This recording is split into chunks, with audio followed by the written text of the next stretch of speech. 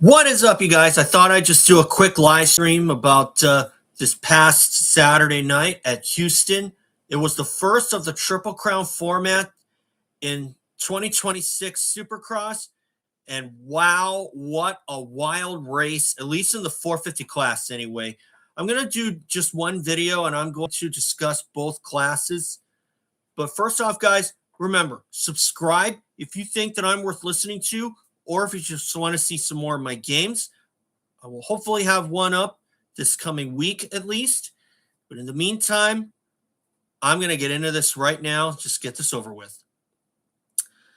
Okay, starting with the 250 class, there wasn't really a lot to talk about in terms of the win because Haiden Deegan fought through everybody to win it all. And to see him do the finger guns to Levi Kitchen over the finish line jump is a sure sign that Haiden Deegan has got the 250 class figured out.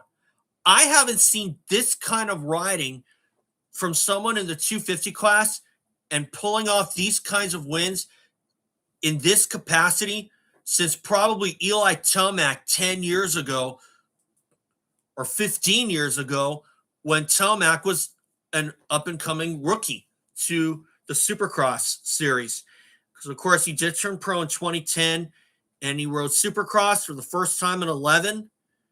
And after he got a third at Los Angeles, he pretty much became a front runner and a title threat year after year.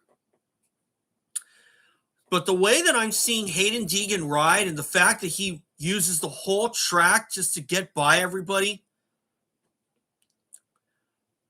what I see from Haiden Deegan now is almost identical to what I'm seeing from Eli Tomac back then when he was on the 250F. And that's good. That's good practice for him, for Deegan I'm talking about, because when he goes to the 450 in motocross this summer, I do still think he has a learning curve, but I do think that he will be ready to go. Is he going to sweep the season? I don't think so, unless he gets really, really lucky, because I do think that Deegan will have to adjust his style for the 450. And the big difference there between a 250 and the 450 is that, from what I've heard anyway, from what I've been told from some of my dad's riding buddies, and even my own dad himself, when you ride the 250F, you got to shift a lot of gears, upshift, downshift, whatever you want to do to get around the track. Because on a 450, you can be lazy and leave it in one gear in this section and then maybe upshift for another section or downshift for that next section. The way that I see Deegan ride the 450 on the World Supercross rounds, I do think he's ready, but like I said, I do still think he has a learning curve. And who could forget when Justin Barcia jumped up to the 450 and David Villeman was like, if I was Barcia's coach, I'd take the clutch off the bike, and have him ride around without a clutch, even though it's hypothetically impossible to do that. And I say hypothetically boldly. Okay? So, good on Haiden Deegan. He's making me look like a genius so far. I did pick him to win the title. Who knows if we'll see him on the 450 on the opposite coast? I kind of doubt it. But then again, for a points leader to jump up to the 450 or the big class when your division is on break is not unheard of. Just look at John Dowd in 1998 when he got moved over to the West Coast. And John Dowd jumped up to the 250 back when it was the 125 two-strokes and the 250 two-strokes. Dowd jumped up to the 250 two-stroke at the Eastern rounds and even got a win at Charlotte. And since then, no lights rider, or now it's the 250 class, no 250 rider has won a 450 Supercross since then. Let that little inkling stick in your mind for a while. Am I saying Deegan is going to do that if he rides a 450 on the opposite coast? No, but does he have a good chance to do so? So. But don't put it past him, because there's a chance he could do it. So as far as Deegan is concerned, I did have a feeling that he was going to pass into the lead, I believe, around Ryder DeFrancesco. And give Ryder D credit, because that switch to Husqvarna has done him a lot of good. Just like what we're seeing on Eli Tomac going to KTM, because really what they say about Husky is that it's a KTM in disguise. And it looks like that Ryder D is really gelling with that Husky way better than he was with the Gas team. And to be frank, I'm not going to put it past him to podium again before this season is over. And that's where I'll leave it for the 450, for the 250s rather. Now to the 450 class, where all the wild stuff happened. We had a total of 4 different winners if you count the overall winner, and that was Cooper Webb. And congrats to Cooper Webb, because unlike 2022, when he won the title in 2021, he did not win a race in 2022.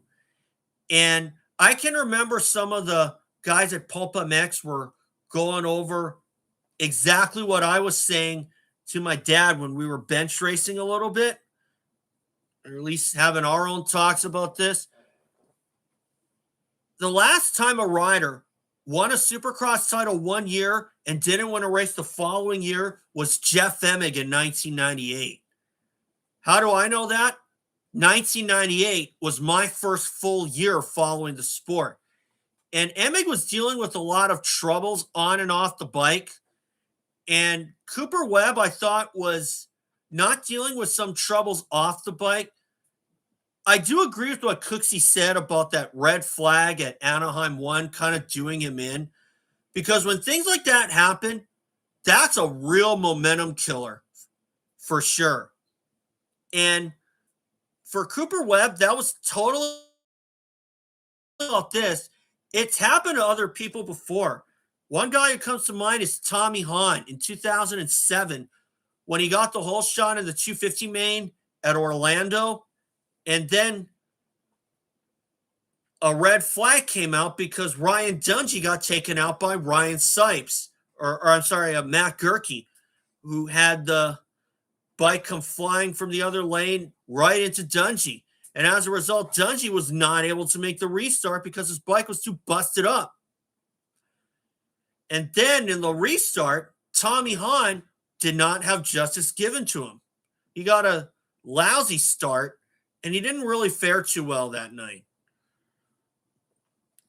I'm kind of seeing the same. I was kind of seeing the same thing, or a similar, if not the exact same thing, with Cooper Webb when it came to this season, because Cooper Webb is a great rider, make no mistake, but the fact that he couldn't get a win in 2022 kind of stood out to me.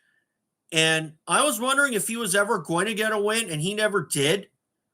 But to see him right the wrong from that season, I'm sure Cooper's got to be feeling much better about himself now for not doing what he did, for not doing what he didn't do in 2022, which was win a race. And of course, this leads not liking the Triple Crown format. I don't like it. Why? The point structure. I'm going to get into that in a little bit, but first off, I also just want to address 2 more things. Hunter Lawrence. Oh, man. Can this guy get any closer?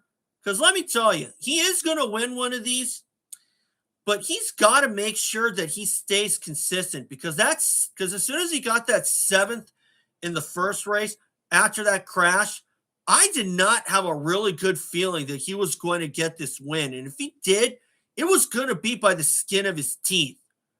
Because unlike AMA motocross, where you have 2 motos to race in, Triple Crown, you got 3 races. And if you goof up in the one that matters the most, you're just about hooped. And Hunter Lawrence, he did just that when he got that 7th in the first race.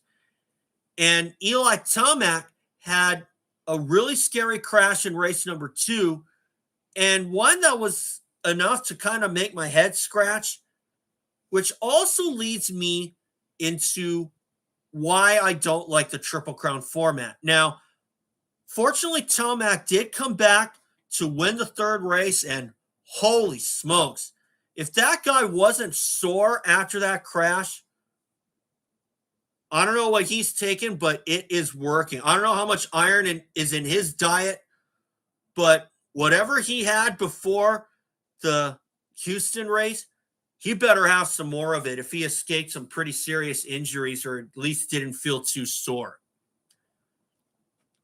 And now to what I kind of put off for a bit, the Triple Crown format.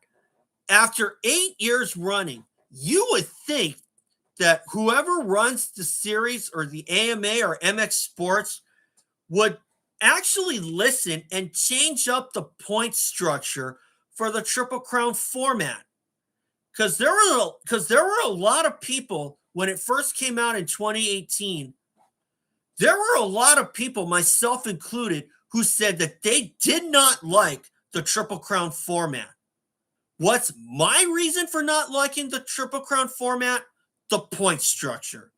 I even asked this to David Pingree when he had his Ask Ping sections, and I really liked what he said, that he gave his answer from a track perspective. My perspective is the point structure. And like I said before in a prior video, Arena Cross had this down to a science back in the day. Now, Arena Cross, I don't know about you guys, but I grew up in the era when Buddy Antunez was dominating the sport from 97 to 2001. And back then, they had a 125 main and a 250 main. They did not go by overalls. They just had two main events on 2 nights, line them up, drop the gate, you get your points in whatever place you finish. Now, granted, the field was only about 16 riders, maybe a little less than that, but still, I do believe that the Triple Crown format has to have full point structure, or at least divide it up. Why? Because those main events have to count in the record books for something.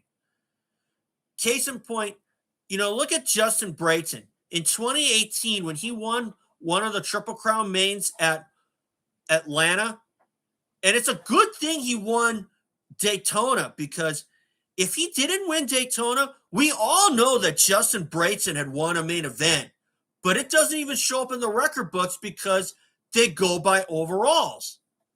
That's why I like to see the Triple Crown format be switched to regular point structure, no overalls, and make the main events count for something. Okay? Now, for some of you who say, oh, you shouldn't do that, no way. Go back and watch some Arena Cross from back in the day, because the way that they ran it, they had it down to a science back then.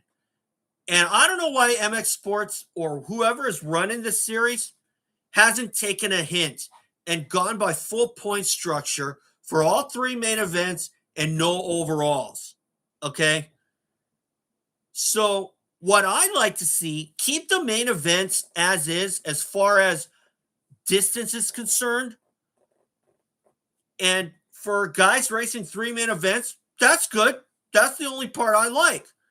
But overall, I didn't like the Triple Crown format because of the point structure. It has to go by full point structure like you would for a regular main event. Okay? Like Arena Cross back in the day. Because the way that it is, they had, like I said, they had 2 main events on 2 nights, and whatever place you finish in both main events, that's the points you got. They didn't go by overalls. That's why I think that they do need to ditch the overall format and just run 3 main events with full point structure.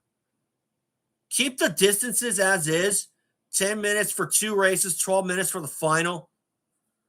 But like I said, change the point structure. And I can't believe that it's taken them this long and it still falls on deaf ears to them when you think about it this way.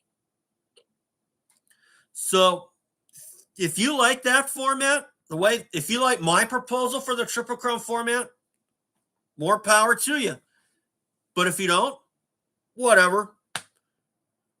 Because the way that looking at how Eli Tomac had gone, if that 13th that he had in that second race went by full point structure, he would have been in major trouble as far as the championship is concerned. And that's what you want. You want things to spice up and make it a good points race. Because if you have a guy who's just winning everything, like what Haiden Deegan is doing in the 250 class, it's not really a fun series, to be honest. And to be frank, as far as the 450 class is concerned, there's no dominant rider yet, to be honest. And had Tomac had the full point structure, he'd have been in trouble as far as his points were concerned towards the championship. So that's my proposal for improving the Triple Crown format. Full point structure, no overalls. And that's where I'll leave it. So anyway, guys, that's all for today. And remember, subscribe. I'll see you all again.